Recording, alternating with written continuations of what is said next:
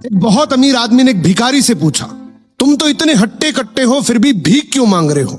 भिखारी बोला, साहब मेरे पास महीनों से कोई काम धंधा नहीं है, अगर आप मुझे नौकरी दें तो मैं भीख मांगना छोड़ दूंगा। अमीर बोला, मैं नौकरी तो नहीं दे सकता, लेकिन तुम मेरे बिजनेस पार्टनर बन सकते हो। मेरे पास एक चावल का प्लांट है, तुम चावल बाजार में सप्लाई करो और मुनाफा महीने के अंत में बांटेंगे। भिखारी ने कहा, लेकिन कैसे बांटेंगे? क्या मैं 20% लूंगा और आप 80%?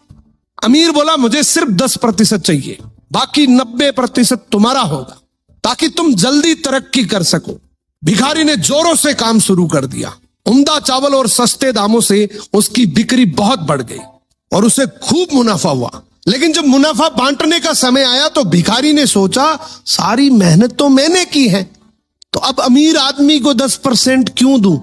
अगले दिन अमीर आदमी आया और जब हिस्सा मांगा तो भिखारी ने बहाना करते हुए कहा कि साहब मुझे तो बहुत नुकसान हुआ है, मुझे जितना मुनाफा हुआ है उतना तो कर चुकाना है, तो इस हिसाब से मुझे कोई मुनाफा नहीं होगा, तो आप इसके हकदार नहीं हैं।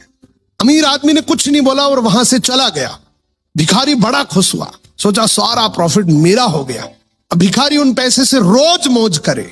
ऐसे करते करते उसके पास से सारे पैसे खत्म हो गए। अब पैसे भी नहीं है और काम धंधा भी नहीं है, तो मजबूरन उसको फिर से भीख मांगना शुरू करना पड़ा।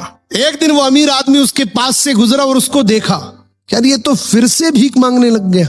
अमीर आदमी ने एक बहुत अच्छी बात बोली कि इस दुनिया में गरीब और अमीर आदमी जो होता है ना, उसमें सबसे बड़ा डिफरेंस होता है उसकी सोच का। एक रिच माइंडसेट हमेशा ये सोचता है कि मुझे भी प्रॉफिट हो जाए और मेरे साथ जो काम कर रहे हैं उनको भी प्रॉफिट हो जाए, लेकिन एक पुअर माइंडसेट हमेशा ये सोचता है कि जो भी प्रॉफिट हो सिर्फ मुझे ही हो।